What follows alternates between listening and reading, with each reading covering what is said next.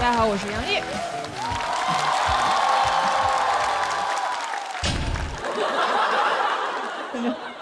确实有点上年纪了，你知道，比不动了。而且刚刚国仔也说，这是我们就是作为这个身份最后一次在这个节目中表演脱口秀了，但也是我本人最后一次参加脱口秀比赛类的综艺了。不用啊，你知道，你仔细想，其实没有排掉几个节目，因为我接下来要去全力准备我的个人专场的巡演了。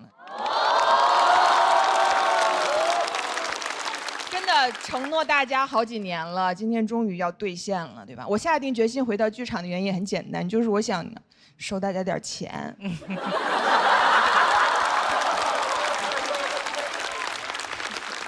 这是不太好听，但是实话啊。因为最后一次演，我其实也想跟大家说一些真心话，就是自从我入这一行以来，最常听到的评价就是敢说。每一次就会有人就来跟我说：“你怎么这么厉害，这么敢说？”我真的很无奈，因为我知道我不是敢说，我只是不知道这些东西不能说。很多人说自己的成功靠幸运，反正我是真这么觉得的。就是等我后面知道这些东西不能说的时候，已经来不及了。因为哪怕我有的时候想说点好话，我有的时候想说，其实有些男的某些方面也挺好的，所有观众都会说哈哈哈哈哈，反讽。你知道，敢说是大家对我最大的误会。我原来不承认，只是因为那样显得比较酷一点。其实我一点都不敢说，我可怂了。没有那种吗？我从小就特别不能理解别人说的一句话，就是不要在背后说别人坏话。我想说啊，那要当面说吗？不敢。我同学说，那你要是考虑一下，就不说别人坏话呢？我说啊，我做不到。这就是我的问题，就是我不光怂，我还特别睿智。我唯一敢说别人坏话的只有2个地方，一个是背后，一个是台上。我也不知道为什么，就是这个舞台对我来说就像有种魔力一样，就是我一上来我就觉得好安全，我什么都可以说，没关系，我甚至可以信口雌黄，就像被谁附了体一样，可能是罗永浩吧。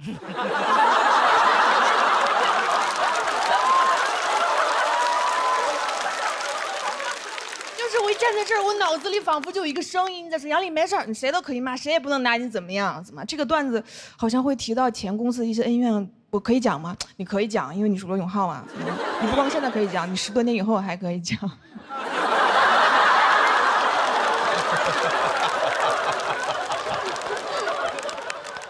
但我很喜欢这种生活，然后就导致我在台上的形象就确实显得比较有攻击性。然后有很多认识我的朋友就给我出主意，说你杨丽这样对你不好，你应该想办法多多展示你生活中的样子，你知道？我就开始了上各种综艺，所以别的艺人都是。就开始说那种希望大家多多关注我的作品，离我的生活远一点。只有我每天在那儿，希望大家离我的作品远一点。但怎么办？后来我就给自己想了一个办法，我给自己定了一个原则，就是我就说我这样，我以后除了上台上讲段子以外，我就不在任何场合吐槽别人，我只夸别人，对吧？比如说我要是看到一个什么剧啊、电影好看，我就上网夸他，对吧？这样总不会出问题了吧？直到我有一年过年看了一个我觉得特别好看的电影，叫《满江红》，我觉得很好看，我就分享了一下，大年初1就上热搜了。有些朋友很不开心，就觉得我为什么要夸一个这么不尊重女性的电影？头像点进去以后，发现大部分都是女生。我当时就看着想说 ，OK， 其实往好了想，是不是说明被我分裂的2个群体，其中有一部分已经被我亲自弥合了？最起码，他对在我这个人的看法上，他们已经不再对立。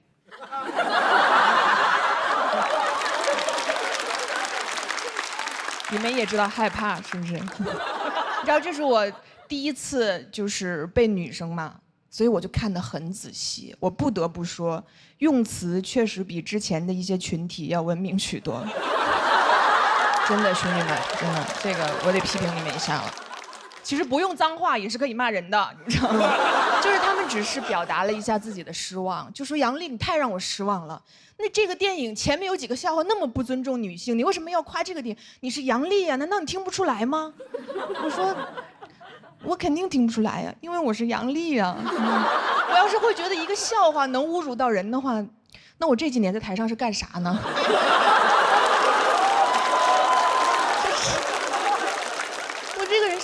太次了，就是我的标准不光不正确，我还不统一，是吧？那我这个素质，我还上什么节目？我就上网就可以了。但我其实都能理解。我觉得每一个人来表达自己情绪的时候，前提是他首先受到了伤害。就我也很矛盾，然后我就觉得可能是因为我这个性格，就是已经不适合在这个时候做一个脱口秀演员了。我现在敏感度太低了，我太大大咧咧了，我不适合做脱口演员了。其实我最适合的是脱口秀观众。对吧？就是我听什么都不会生气，所以各位演员，你知道，不管你们什么段子，网上别人怎么说，以后放心给姐讲，那你们的段子我来守护，我保证不会审判你们任何人。当然，有一天如果要让考上法官了，我就不能保证了。其实我很长一段时间，我心里觉着我根本不在意这个事儿。我直到我在这个节目开始做总编剧以后，会有女演员来问我说：“丽姐，你觉得我这个段子要讲吗？”我发现我说不出口，我不知道该怎么跟她说，因为我没有办法放松地判断这件事儿，我心里满满的都是担心。就是我让他们讲吧，我担心他日后的处境；我不让他们讲吧，我担心他们演出的效果。你懂吗？你知道，就是总有人来跟我说，哎呀，你没事，杨丽，你以后就讲点别的呗。我每次都想说，行，你别再说了，因为我就不会讲别的。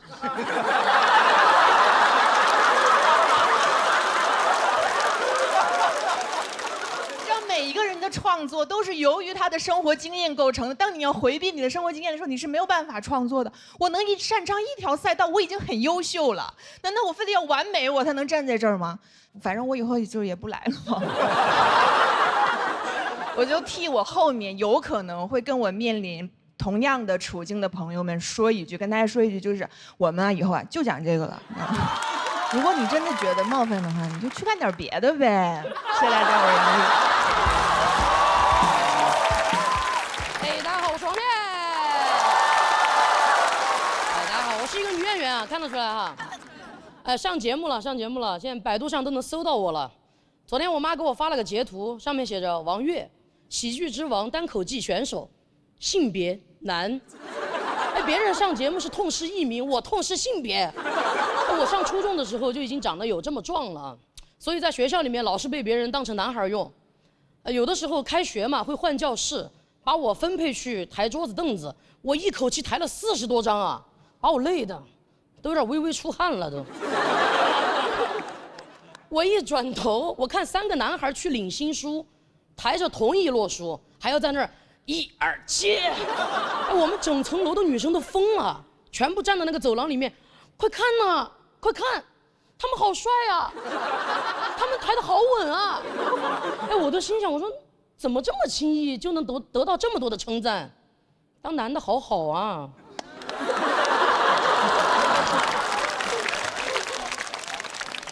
别人讲这个可能有点阴阳怪气了，但我是真羡慕啊。我确实我很喜欢我自己，没有觉得有什么不好的。但是我发现很多的人真的很爱研究我，就大家老是在网上讨论什么男性凝视、女性凝视，我觉得我是被男女老少凝视。就每次跟我说话的时候，对面的人就会不自觉的从我的头发看到我的喉结，再看到我的胸膛。就不管我在讲什么，对面的人永远都是短头发，没脖子，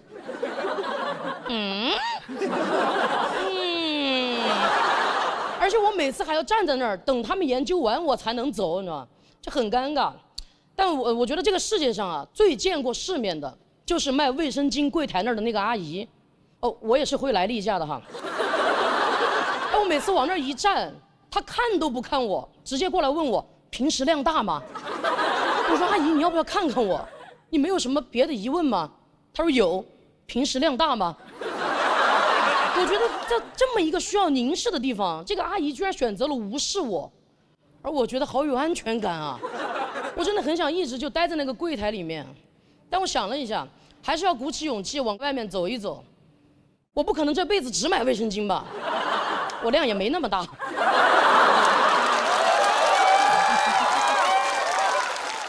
超市那么大，我想去看看。而且很多人都说小朋友3岁看到老，我3岁你们能看到吗？我妈都看不到。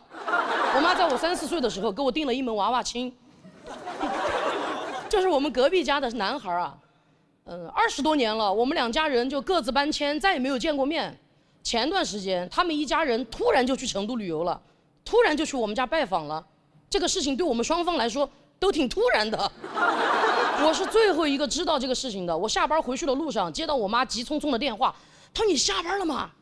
赶紧出去躲一躲，千万别回来。”我说：“怎么了？怎么了？”她说：“大3天一家人来了。”哦，就是男主。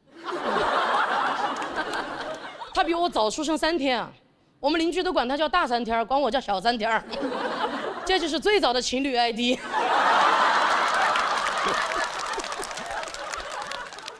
大3天，多么远古的一个称呼啊！我甚至已经想不起来这个人长什么样子了，但我脑子里面蹦出来一句话：“逃跑吧，新娘！”我就真的躲了。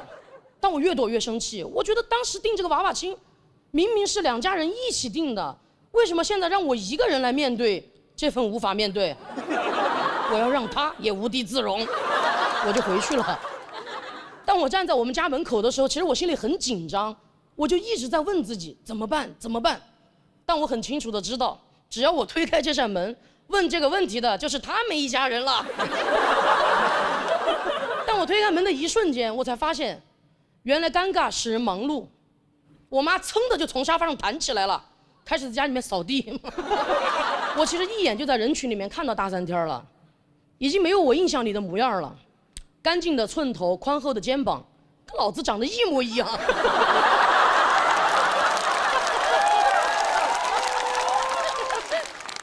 怎么还长出夫妻相了呢？是吧？哦，不是刘仁成啊，不是刘仁成啊。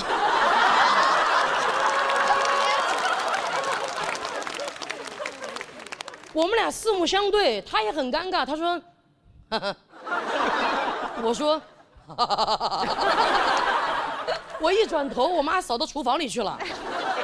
大3天的爸爸也很尴尬，还是我先开口打的招呼。我说：“叔叔阿姨好。”他爸爸在那儿听这个，好。我们这次来呀，主要是来旅游的。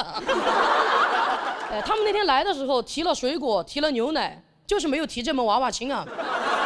就我能感觉到他们一家人其实挺传统的，但我那天凭一己之力，我就让他们一家人都意识到，有些传统就是糟粕。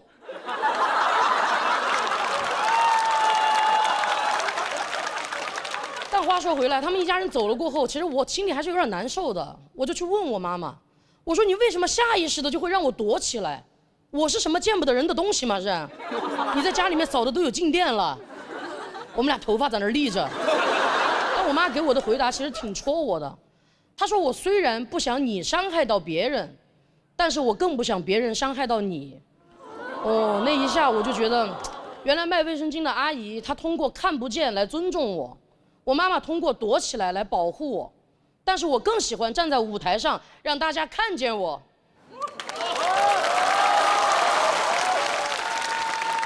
什么男女老少宁无所谓，我就站在这儿，大家可以尽情的凝视我。谢谢大家，我是王悦。哎，大家好，我是刘仁成。咱们节目终于播出了。我也可以享受这种掌声了。说实话，现在整个人的状态呢就是有点膨胀。我现在回去看门窗啊，我只能打膨胀螺丝了。就连我们总导演都过来敲打我说：“刘仁成，咱们节目拍的是从小人物到喜剧之王，不是从小人到喜剧之王。”你说了一点，我说好的，小人知道了。人嘛，难免会虚荣。前两天参加一个饭局，有个人说特别喜欢我们节目，我说那你可以开始夸我了。他说不好意思，我有点脸盲，我对不上号。我说没事儿，给你2个提示：门窗、江西，想起来没？啊，好像有点印象了。不过门窗不是上海人吗？我说那是门腔。我怎么记得？胖子门腔。不像话吗？如果大家实在跟他一样分不清楚我跟门腔，也太难分不清楚了吧？给大家一个口诀，用来认我们节目的人：胖子门窗，瘦子门枪，猴子复航，疯子刘洋。我不复航，你是疯子，我不服。真的没人在乎我的名字，我去网上搜 report， 大家都说胖子门窗讲得不错，我感觉我还挺有带货的天赋的。就我们圈内上一个这么有影响力的产品，还是锤子手机。而且您不得不说，胖子门窗跟锤子手机风格非常统一，互换一下都没问题。锤子门窗，胖子手机。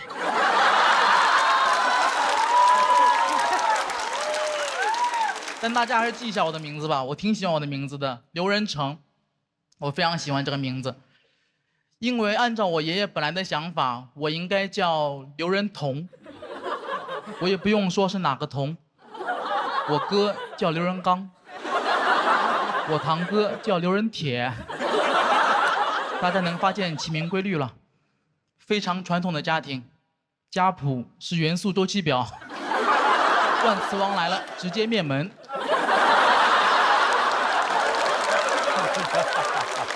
我这辈啊，我有7、8个哥哥，是轮到我的时候，表上的字儿已经不多了，不叫刘仁彤，就得有放射性了。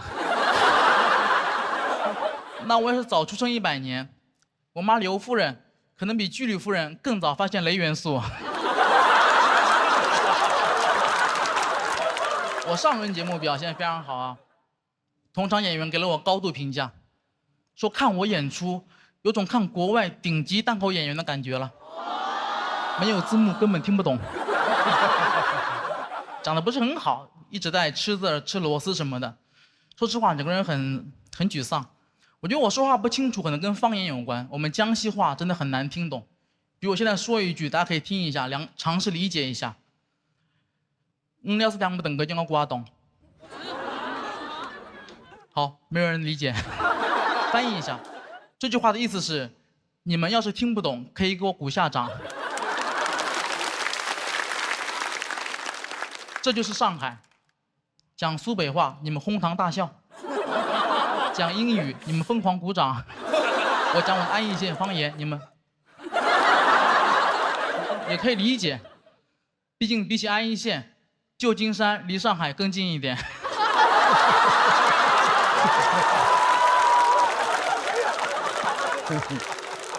而且你们听我们这个方言的特点，这个语流，这种感觉，小时候每次跟小朋友角色扮演亮剑的时候，我不是姓山本，就是姓龟田。我就很羡慕你们口音很有特点的人，什么北京人啊、东北人，你们在外面很容易听出来谁是老乡，我就不行。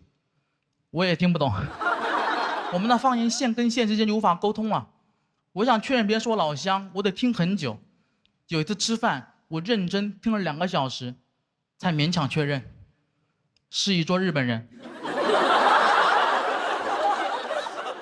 我现在压力真的很大，因为节目组上轮结束之后，命令我找一个普通话老师，一共就20多天，一边写稿，一边还要练习普通话。整个人有点崩溃了，经常写着写着自言自语：“刘仁成，你是不是江郎才尽了？”不可能，我不是江郎，我是刘郎，刘郎年年恋刘娘，还买了66栋楼，买了66篓油，最后找牛奶奶买了榴莲牛奶。刘郎没有才尽，刘郎在练绕口令。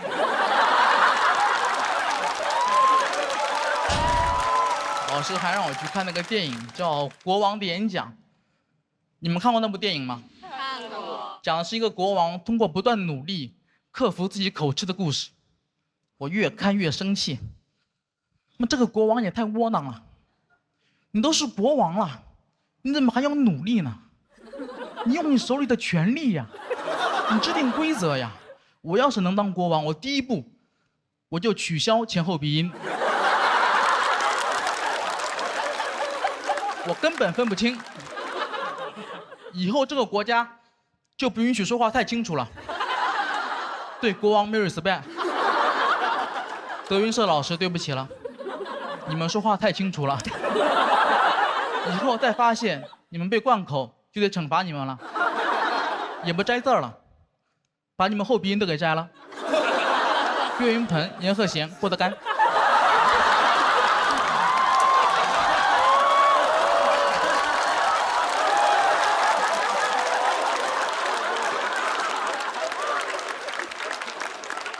很难有比这个更好笑的段子了。郭老师听了千万不要生气啊！你回去帮我跟郭老师解释一下，我相信他一定会原谅我的，因为他善。哦。好，大家好，我是《甄嬛传》的男一号罗永浩。《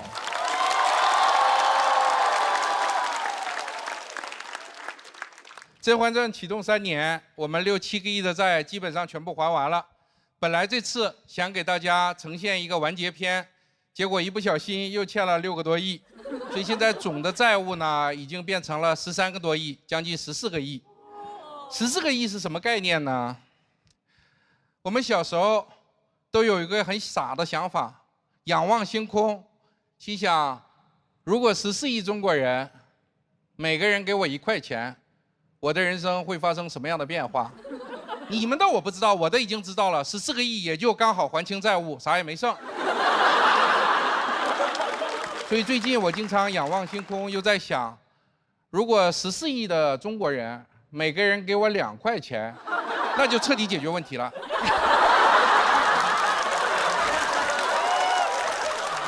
有人说你欠了那么多钱，睡得着吗？我经常也会失眠，但是我在床上睡不着的时候就数我的债务，1个亿、2个亿、3个亿，就睡着了，睡得特别香。早晨起来倍儿精神，伸个懒腰，推开窗户，哎呀，又是债务满满的一天。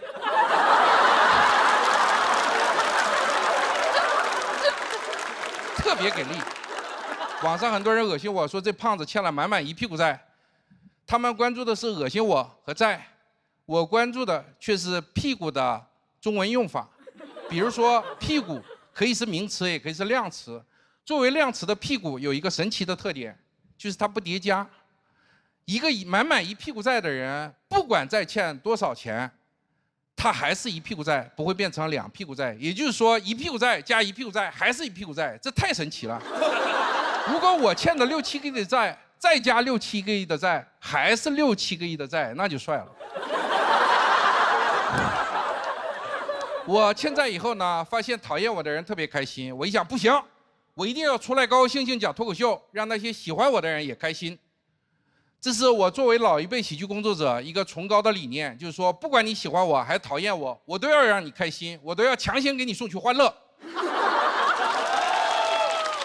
喜剧之王嘛。罗马的凯撒大帝，除了会打仗，也是一个朴素的文字工作者。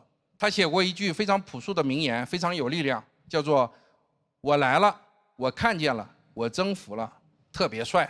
所以我就想，我折腾完了《甄嬛传》，我这辈子也算没有白折腾，至少我的墓碑上可以刻上这样一句朴实的话：我来了，我欠债了，我还了。好，到现在为止，这13个多亿的总债务还了多少呢？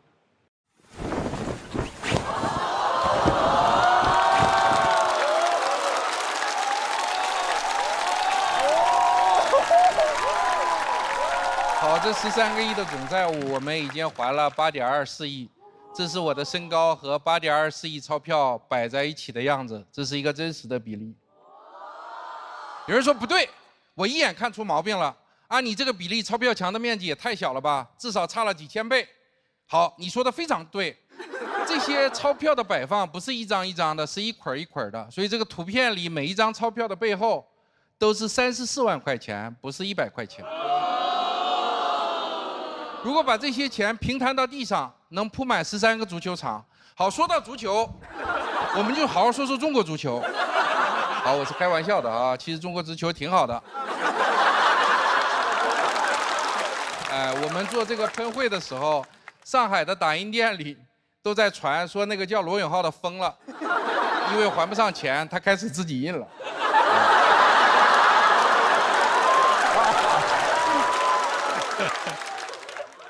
好，接下来我们会继续努力还债，请关心我们的朋友放心。希望下一次来讲脱口秀的时候，给大家献上的是《甄嬛传》第2季的大结局完结篇，而不是《甄嬛传》第3季。但是，如果你们实在想看《甄嬛传》的第3季，也不是没有可能，因为我又创业做了一个新的公司，所以呢，完全有可能。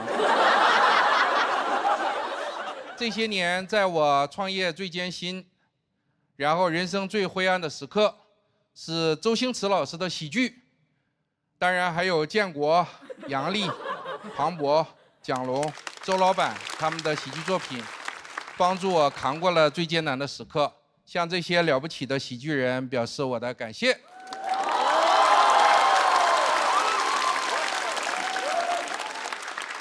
好，最后我想说的是，喜剧的内核是悲剧，但人生的悲剧，终归还是要靠喜剧来化解的。好，谢谢大家。我是被误会成悲剧之王的喜剧演员罗永浩，谢谢大家。大家好，我是阎鹤祥。刚才那个蒋龙已经说了，本来啊，金牌那屋应该是6把椅子。就是说，这个节目前面是有6块金牌的，然后为什么变成5个了呢？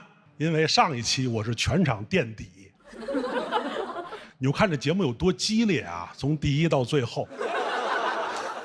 但我觉得这是好事儿，这有充分的证明咱们这个节目没有黑幕啊，因为我跟所有选手不一样，是因为我搭档就坐在评委席。没黑幕，真没黑幕。我用这个真人秀证明这个节目没有黑幕啊！下来我跟大林也聊，我说大林，你真得回来说说相声了，啊，真的，你回忆一下咱俩的往事，对不对？你看看身边的我现在多水，我才是你的边水往事。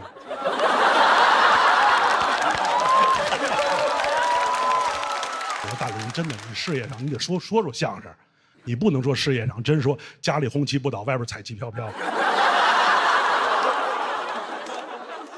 然后年初的时候呢，他经纪人就找我聊，他说有一档喜剧类综艺，你将和郭麒麟同时出现在舞台上，然后你用你们俩纯熟的相声曲艺技巧啊，在喜剧这个赛道上掀起一点水花来。我说喜剧类综艺，然后我们俩同时出现，这怎么着不跟相声沾点边啊？然后我到这一发现，我是选手，他是评委。这特像什么，你知道吧？就是刚结束这个奥运会，10米跳台，双人10米跳台，我这都脱完了，我这都爬上去了，往这一站，动作都摆好了，我这一扭头，搭档没了。我说学逗唱360，接扣back，咵一下一猛子下去了，一起来一葫芦脸，他在这给我打分呢。分还不高。我为什么举跳水这例子呀？就是分不高，我也不难过，证明我在这儿水花不小。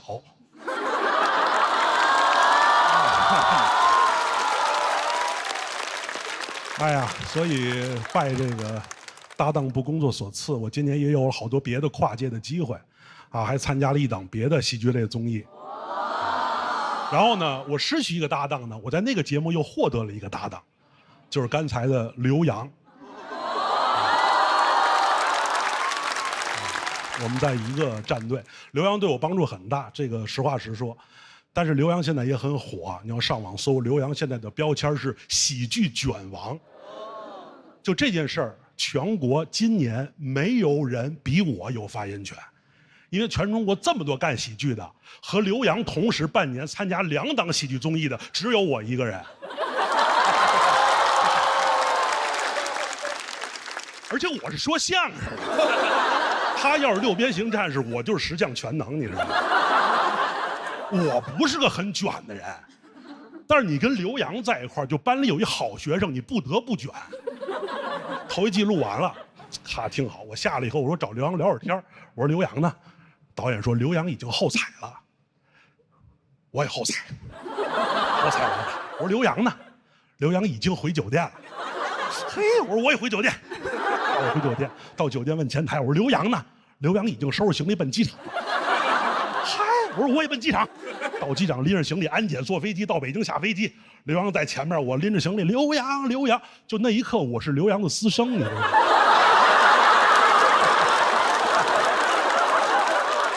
刘洋。到机场取车，到那边创牌，下午创牌，晚上展演，都下来，我是累着呼带着。我说刘洋呢？刘洋去赶开放麦了。追3场开放麦都下来以后还没有刘洋，我说刘洋呢？刘洋回家看儿子去了。我是没儿子呀。我给刘洋播一视频，我说刘洋，你让我看看你儿子。刘洋说我儿子已经睡了。我说那你也给我看看，要不我睡不了。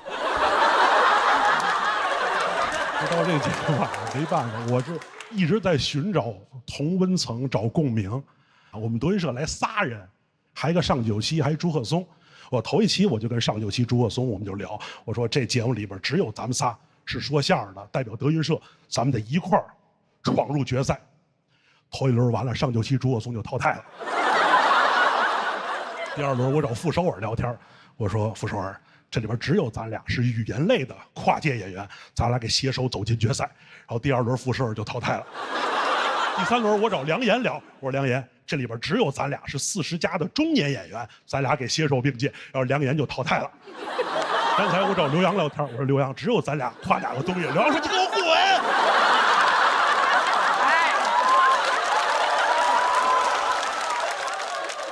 但是非常好啊，你看刘洋作品是非常不错，但是确实需要一些标签。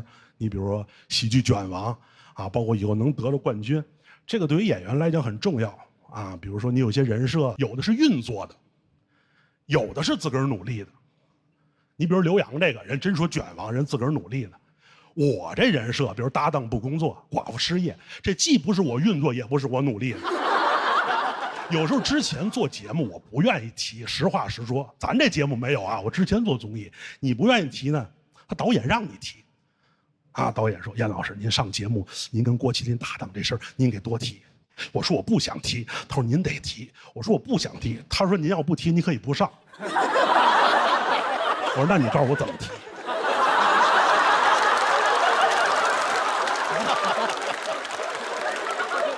那怎么办呢？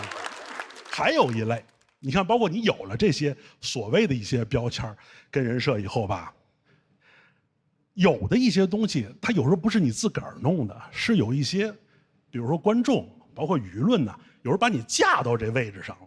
我给你举一例子啊，有一回我在北京，这跟郭麒麟没关系，我在北京一报刊亭啊买冰棍儿，我跟这个大爷说，我说您给我来一根冰棍儿，这大爷呢就给我认出来了，哎呦，你不是德云社那个阎鹤祥吗？老看你说相声说评书，哎呦特有学问啊，跟你师傅学的真好，你那么多词儿怎么背下来的？是不是老得看书，老得学习啊？你们都是大学毕业吧？你要什么来的？我说我那个要一个财经周刊。人夸你半天，问你要什么，你说要一冰棍儿。你有了这些以后呢，有时候我们又会反向的要求自己，有时候也很累。还有一回我在北京，在一超市买吃的，我买一什么呢？我买一香蕉，买一个盒的一个酸奶，然后又买一矿泉水，我装一袋里呢。我坐公共汽车，我什么意思呢？我说在车站把这个东西吃完了呢，车一来我把这一扔，我就上车了。就在这车刚一来，我这东西吃完了要扔的时候，又来一我们的观众，哟，这德云社的严老师吗？演员第一反应啊，垃圾没分类。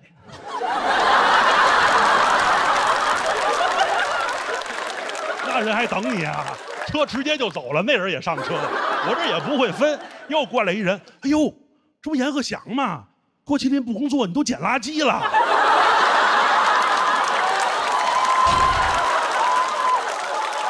卖惨是不是？您立这人设干嘛呀？我说没有，我说我呀，是因为一跟那个垃圾分类，我怕人家觉得我拿一财经周刊，我显得我有学问。刘洋呢就跟着我卷，我郭麒麟跟他跳水，我说我去你的吧！哎，Hello， 大家好，我是陈数。我之前做过编剧，现在无业，然后不是很想上班，因为感觉上班太累了，每天醒了就工作，困了就喝咖啡工作，总是要往身体里加一些液体来让自己保持续航。有时候感觉我也不是年轻人，我是个汽车人，对吧？现在年轻人动不动，对吧？现在年轻人休息也不叫休息，对吧？叫充电。新能源汽车人，难怪现在年轻人动不动就燃起来了。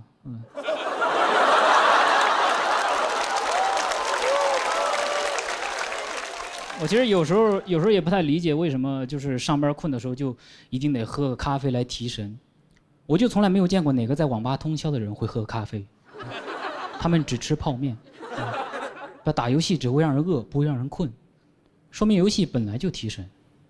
所以我们上班困的时候不应该喝咖啡，应该打游戏。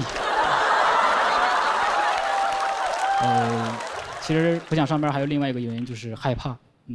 最近几年听说过很多那种加班猝死的新闻，所以现在很多那种大公司都会开始配备那种 AED 的急救装置啊，如果发生了猝死就能够及时的抢救回来。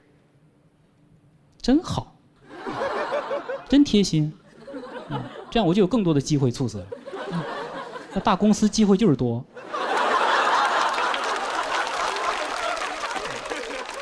让你猝的没有后顾之忧，对吧？想猝就能猝，猝完还能猝，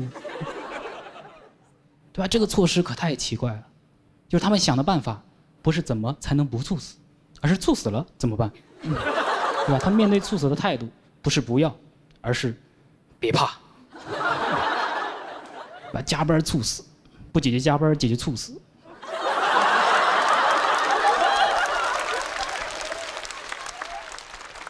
你感觉比起按时下班，还是起死回生更容易一些？我相信劳动的法律，他相信医学的奇迹。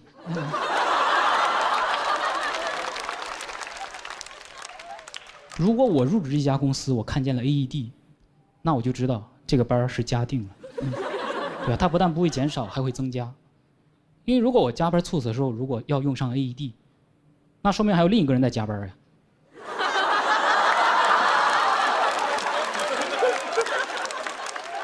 一个 AED 就赠送2个加班额度，猝死促销。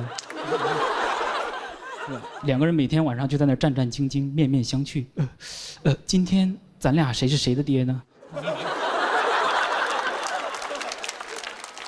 感觉现在睡眠就越来越少，对吧？甚至现在每年的3月21号还专门有一个世界睡眠日，来呼吁对睡眠的重视。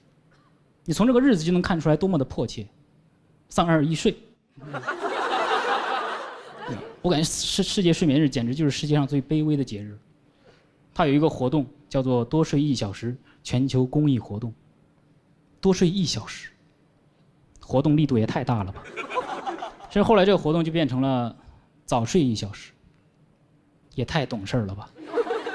我能不能多睡1小时？不行，那我自己早睡1小时。哇，这1小时都不帮我呼吁了，让我自己想办法早睡1小时。我觉得这是截然不同的概念，只有早上我晚起1个小时，我才觉得我多睡了1个小时。晚上早睡1个小时，我觉得我少玩了1个小时。你都不知道再这么呼吁下去还有什么活动，只睡1小时。你感觉睡个觉，多睡点觉怎么就这么难啊？我就想睡觉，我就爱睡觉，我做梦都做梦中梦，我睡觉的时候都在睡觉。但是结果网上说，睡觉睡太多了，可能是嗜睡症，说我有病啊。我说这也能是一种病？那我能不能请病假呀？为什么没来？身体不舒服，困了，想挂号去酒店看看。对，这就是现在的评价体系啊！你每天睡得多，你有嗜睡症；你每天吃得多，你有暴食症；你每天动得多，你有多动症；你每天工作多，你有上进心。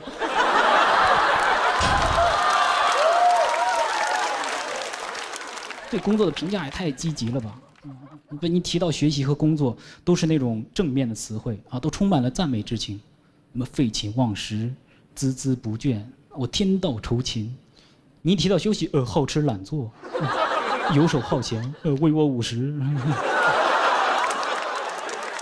你感觉从小学的那些知识也没有什么鼓励休息的，对吧？他只有孙权劝学，没有孙权劝教。什么士别3日当刮目相看，你没睡醒，当然要刮目相看了。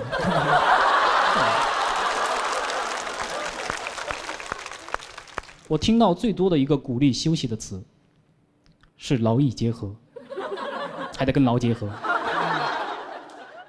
啊，就不让我休息了，你天天灌输这些牛马的思想啊，就不让我休息，就不让我休息，对吧？困了给我杯咖啡让我醒过来，对吧？猝死了给我个 AED 让我活过来。怎么地球没有是转不了了吗？废物地球。啊，你就这么一直想让我再生，完了，年轻人真成新能源了。来，敬你，谢大家。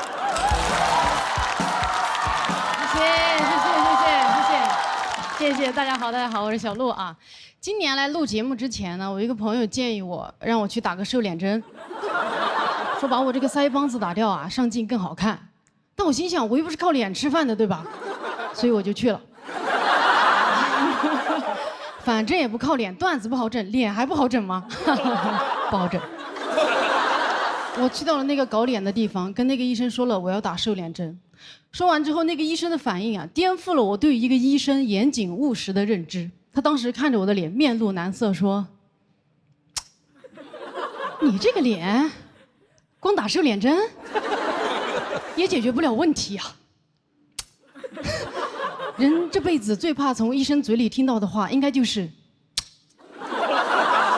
哎，普通人对着你，你会觉得你有病吧？但是医生对着你，你会觉得我有病吧？”尤其是一个搞脸的医生对着你，那基本就是对你的颜值打咩了，对吧？他肯定不会对着刘亦菲的脸，他只会对着他的脸。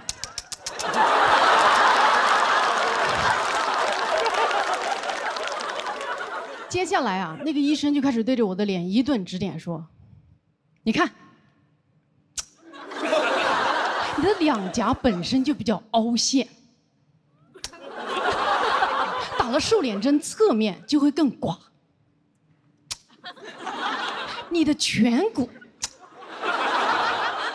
两颊必须做填充，填充完，山根也得垫，垫了山根，那你下巴就太短也。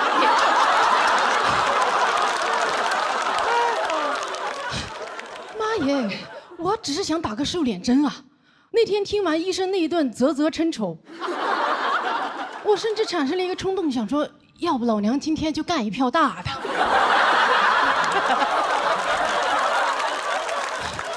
我被这个冲动吓到了，我本来只想缩脸，现在却想换头。哎，这医生他很会搞人心态呀！你看他无中生有的给你的脸创造问题，让你焦虑，让你交费，对吧？他不像人家正规三甲医院医生一样，给你大事化小的消解问题。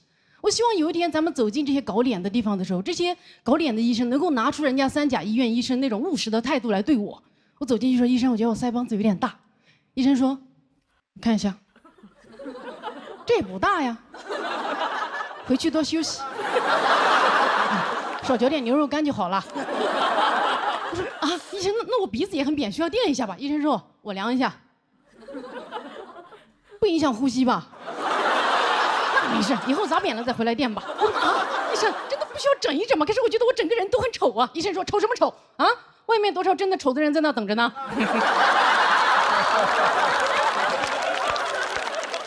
你这点小丑来浪费我的时间？你们现在年轻人就是上网上太多了，胡思乱想。实在不自信，给你开一个美颜滤镜吧。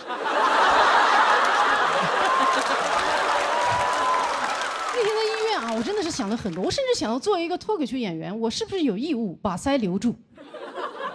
因为现在活跃在屏幕上的这些帅哥美女，都是那种一水儿的锥子脸，对吧？越来越单一的美，只有我们脱口秀演员还在坚持多元的丑。这份坚持很可贵啊，因为如果人类都去疯狂的磨骨削腮的话，就这么进化下去，总有一天人类就进化的失去自己的腮帮子了，那样人类会变得很脆弱的，因为我们遇到困难都没有办法咬紧牙关了。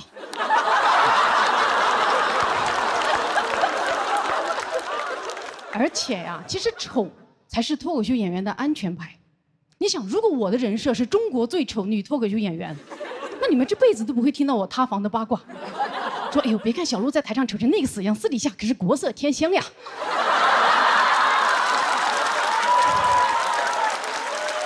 也太安全了啊！但是这个丑陋赛道呢也不好走，一是太挤，现在你们脑子里人满为患；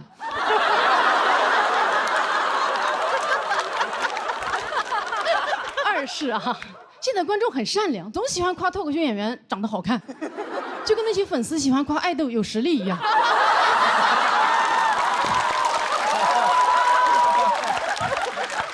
有时候我上台也会听到有观众嗷出一嗓子“姐姐好美”，哇，我真的是好局促。我心想，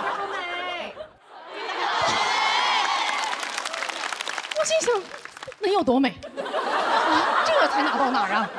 你们吃点好的吧。大家用好美来肯定好笑，非常善良，但是没必要啊。长相普通，段子好笑，他就不值得夸赞吗？对吧？我希望以后我上台，观众能如实的夸赞我，姐姐好普 ，professional 的普，又普又好笑，做喜剧的料。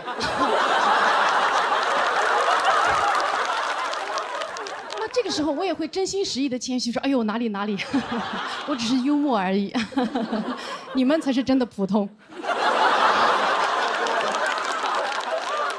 哎，咱们今天观众很好啊，很能接受冒犯啊。因为现在啊，说人普通都已经是骂人的词了。哎，普通怎么了？对吧？这个世界不就是我们普通人的吗？啊，我觉得舞台上应该更多出现普通人的脸，影视文学作品应该更多的去书写普通人的故事。要拍就应该去拍什么小美人鱼、普少女战士。然后大家刷短视频一点看那个电影解说都是注意看这个女孩叫小普。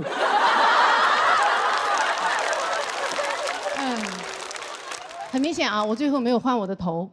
因为我享受做一个普女，就很稳定，有一种那种有编制的安全感。我不想再努力了，但是我非常钦佩那些还在为美丽努力的人啊。而这些为美丽努力的人，居然被骂什么整容脸、假脸，我觉得太没有天理了。整容脸，那不就是天道酬勤吗？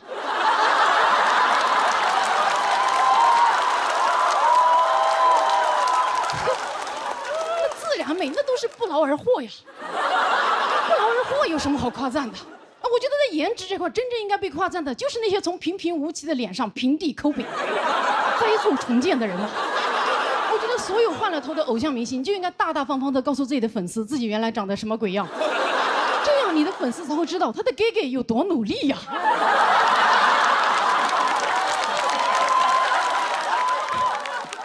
一旦有黑粉来攻击你的时候，你的粉丝就很有底气的亮出 gay 以前的丑照，跟对方对峙说：“你知道我们哥哥多不容易吗？哥哥刚出生的时候多丑啊，他鼻梁多塌呀 ，AKA 伏地魔。哥哥的山根垫了整整8次才垫起来，练习生5年 ，gay 在医院躺了4年半。”gay 一直在微笑着面对 ，gay 完美微笑背后是什么？是32颗烤瓷牙，烤瓷牙多疼啊！哎，我们的 gay 在疼的时候，甚至都没有办法咬紧牙关。好，谢谢大家。哎，什么？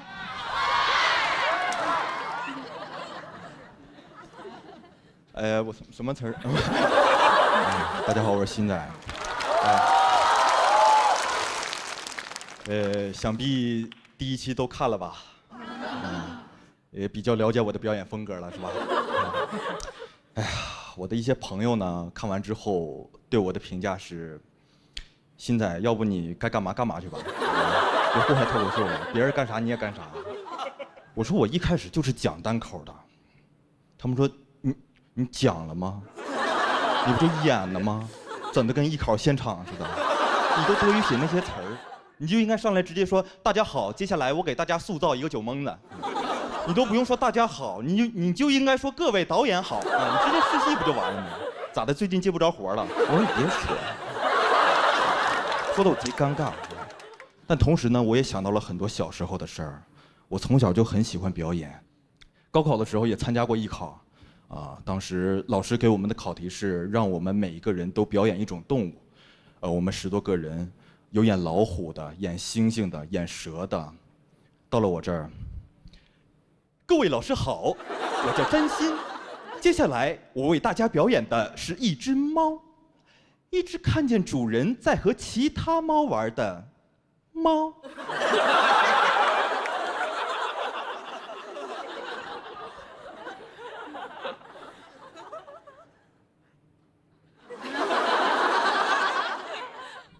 你看我干什么？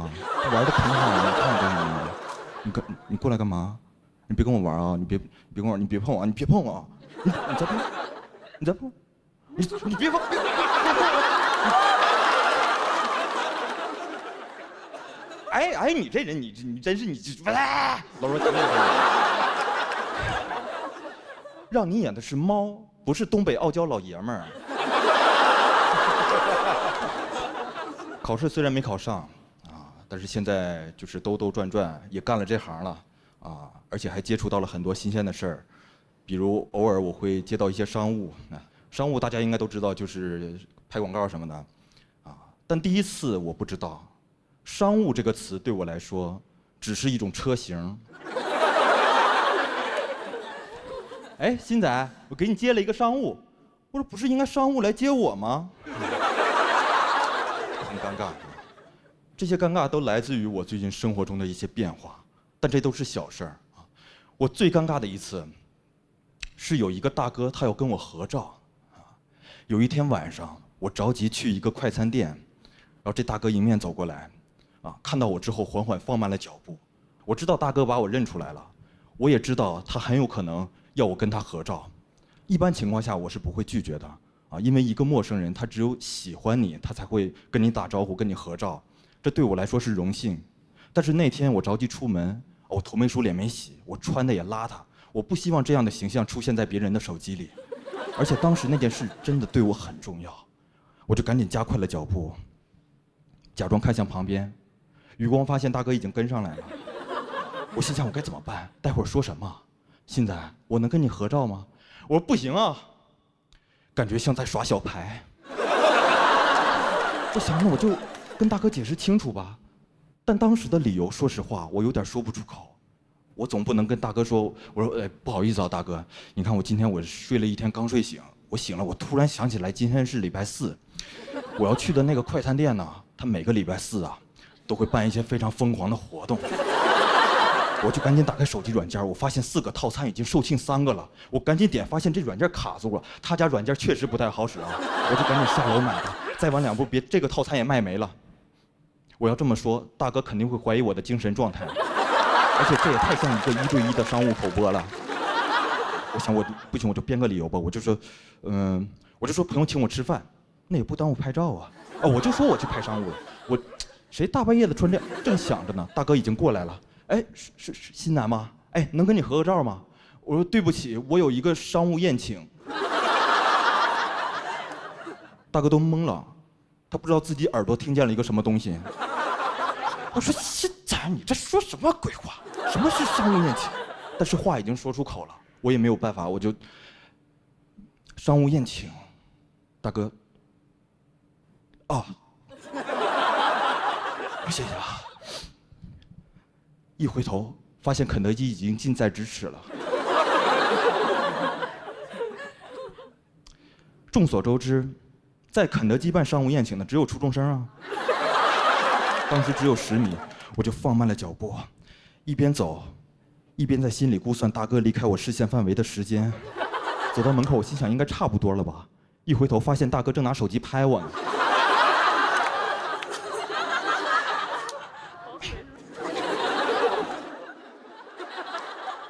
说实话，当时的我有很多种选择，我可以径直离开，但是我舍不得这个折扣。我也可以跟大哥说实话，我就让大哥把我当傻子，怎么了？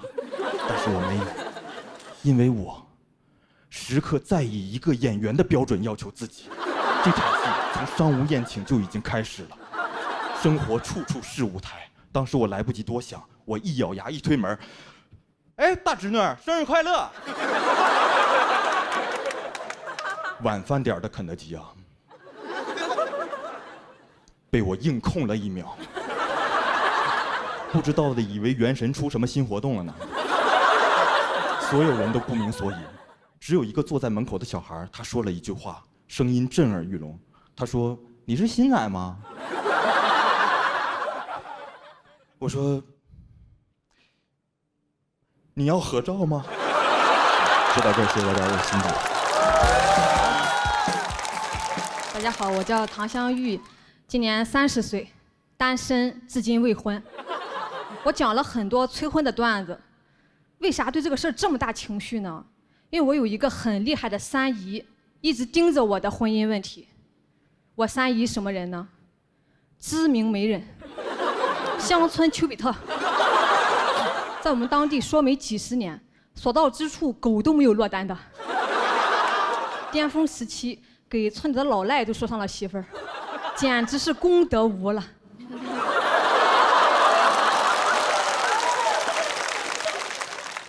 但我一直不找对象，很影响三姨的口碑，所以他现在是个男的都先介绍给他外甥女，不管有啥毛病。太厉害了，我觉得他已经不能称之为媒人，他是猎人，狩猎范围相当广，既能给我联系到上海外企的白领，又能给我找镇上二婚养牛的。养牛挺好，二婚也可以，主要我小时候被牛顶过，受过伤。他又长得咋说呢，跟牛魔王一模一样，长得太敬业。三姨劝我了，说你别挑长相，人条件不差。我说那是啊，将来带出去，谁不说一句你对象是真牛？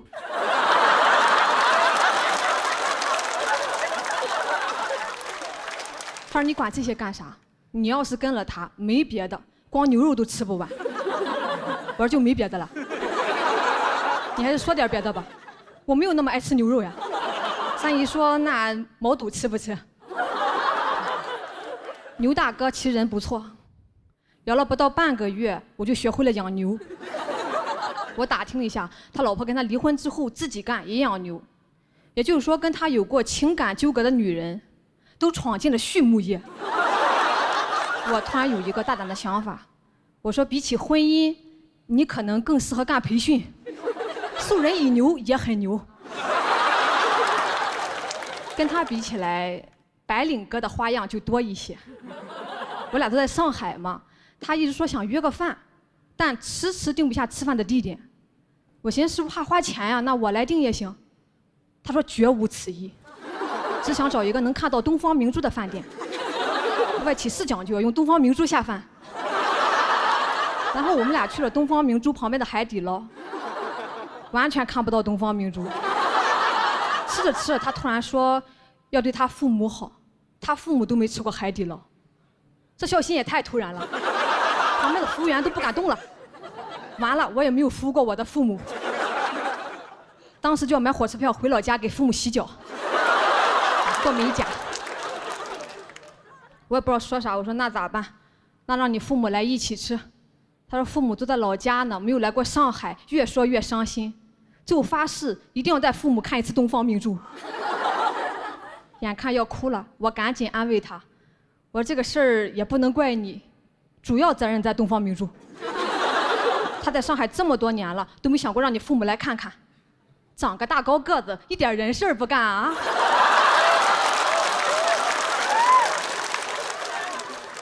当天晚上就把我拉黑了，把三姨也拉黑了。三姨气坏了，说人这是孝顺，你挑啥？我说跟他在一块儿，我觉得我不孝顺。他爸妈没看过东方明珠，我爸妈还没坐过航空母舰呢，这去哪说理去？太伤人了。好不容易有一个男人愿意把心掏给我，居然是孝心。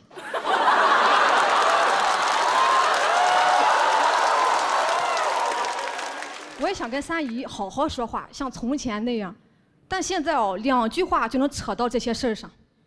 前2天给我打电话聊起来，说一起跳广场舞的认识了一个姨，脾气好，人也勤快，要是能给我当婆婆就好了。我想问那个姨做错了什么？那个姨甚至都没有儿子呀，就要给我当婆婆了，这是什么模式？消失的她。老公已经这么没用了吗？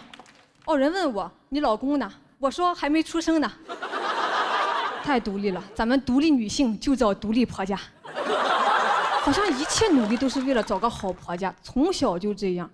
结婚真的太重要，有什么好东西也要留到结婚。我们家有一床蚕丝被，距今已经有13年的历史。我说我这辈子没盖过这么好的被子，能不能盖一下子？说行，结婚时候给你。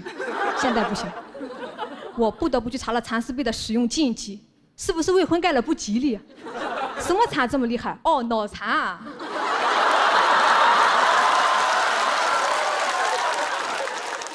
我讲这些哦，也有人问我3姨会不会生气。其实我在我短视频里已经讲过很多次了，她就是不往心里去，就是不跟我断绝关系。我今天借这个机会也想跟3姨说，为了你的事业，我真的尽力了，但我也要搞事业。我知道你也是怕我一个人过得不好嘛，但你还记得吗？我会养牛，我能把牛养好，也能把自己养好。好，谢谢大家，谢谢。大家好，我是门枪，大家好。哎，有点后悔来这个节目，有点后悔，因为我感觉就是被节目组忽悠了，你知道吧？当时导演找到我，他说：“哎，门枪，你来，这个比赛在上海录，你是上海人，你有优势，你主场作战。我到这里来了，一看，就我一个上海人。哎，这哪里是主场作战？这最多就只能是主场做客。”我还问导演说：“我说导演，我用沪语讲段子来塞不啦？”导演说：“啥意思？”我觉得没有人数优势倒也算了，至少有个地理优势吧。这个节目在杨浦区录，我家住在奉贤区。你们知道杨浦离奉贤有多远吗？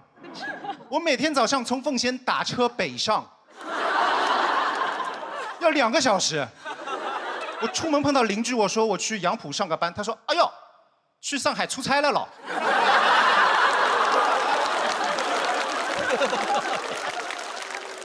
而且我特别害怕节目这种陌生环境，因为我很怕不能融入，你知道吧？我很怕不合群，很担心被排挤。大家知道的，上海人在上海就最怕被排挤。多虑了。来到这里，很多演员都很亲切地问候我。他说：“哎，门枪，你辛苦了啊，辛苦你一个上海人要排挤我们这么多人啊。”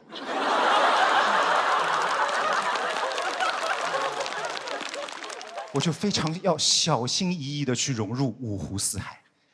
我观察了一下，东北演员特别多，于是我用出我的毕生所学的东北话去搭讪他们。我主动给他们推荐我们上海的本土的传统美食——咖啡。我用东北话推荐，我说：“哥们儿，这咖啡老好了，哐哐炫啊炫！啥喝了睡不着了啊？你就是没喝到位，再整点，再整点，透一透。”我现在在这个节目有个昵称“咖啡蒙子”，我知道这把稳了。有昵称说明表示亲切，融入成功，手拿把掐。不单录节目，我感觉我这一辈子一生都是在为了合群而如履薄冰。我当时刚毕业实习，去外企实习，我也很难融入，因为我发现同事们都会讲一些我很难理解的散装英文。我实习第1天就听到2个同事在茶水间聊八卦，我给你们学一下。Well， 侬晓得不啦？Jonathan， 当爸爸喽，儿子昨天出生了，儿子3100G。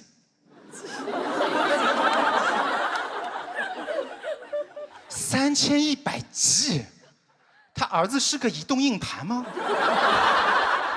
后来我才反应过来，哦，3100克。哦，你们初中物理也不是很好呢。这外企真的太帅了，一定要说3100G，我不能说6斤2两嘛。我还想，如果万一以后我上班遇到一种紧急情况，就肚子疼想方便啊，万一卫生间正好没有空位，我是不是也要用外企的方式去求助啊？我是不是要这样求助？Dear， 我这里有一些 situation， 你的 project 能不能 ASAP？ 求求你给我点 feedback， 我真的要到我的 deadline 了。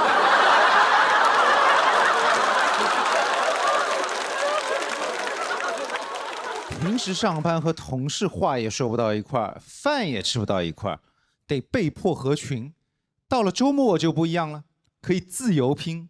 肯德基周末疯狂拼 ，Crazy Weekend 拼，29.9选3个老北京鸡肉卷配1个甜品蛋挞，这么多，而且跟外企的说话方式一样，都是中外双拼。上班在 office 拼累了，周末就来 KFC 拼。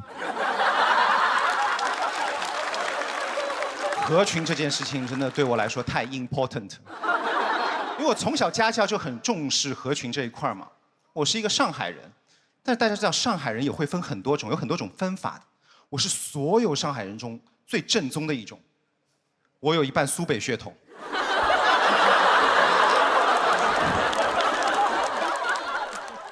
这个主要是继承自我的嗲嗲。因为很多上海市民往上倒3代都不是本地的，都是从外地迁移过来的嘛。现在讲到苏北，大家会挺开心的，感觉很开心。但以前不是的，以前我爸爸常因为他是苏北人而自卑，所以他一直关着我。他说：“门枪，你去读书，千万不要让同学知道你是苏北人，要合群，知道吧？千万不要让同学知道你是苏北人。”我说：“我知道了。”然后上课的时候，真的有同学问我，他说：“门枪，你是哪里人啊？”我说：“巴斯苏波冷啊。”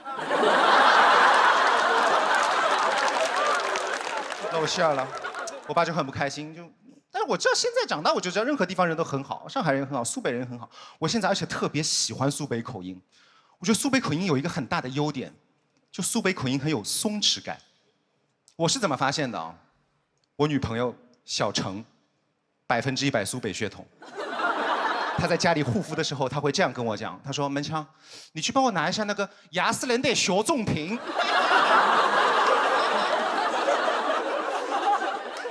雅诗兰黛，哎，雅诗兰黛听起来不贵了，朋友们，20块钱1瓶。过一会儿，他可以刷短视频，现在很多短视频都炫富的，他刷，他说：“哎呦，什么时候我也能住进汤臣一品啊？”到汤臣一品我还听得懂哦，毕竟我50%苏北血统。出门时候他跟我讲那个，我实在听不懂。他说：“门枪，你去帮我拿一下那个可可。”我说：“什么可可？是口罩吗？还是奶茶吗？”他说：“不是的，是那个香水 Chanel 可可 No.5。”当他如此气定神闲地说出以上这些话，老实讲，我被迷住了，我也被治愈了，你知道吧？他那种完全不在乎、完全做自己的那种态度，怪 so amazing。就我发现，原来小心翼翼的合群就不如开心的自己做自己嘛。用自己的声音讲自己最想讲的，我也觉得这是这个话筒的意义，这个麦克风的意义。所以就爱咋咋地，祝大家的段子都嘎嘣脆，祝大家所有的人的表演都令人5迷3道。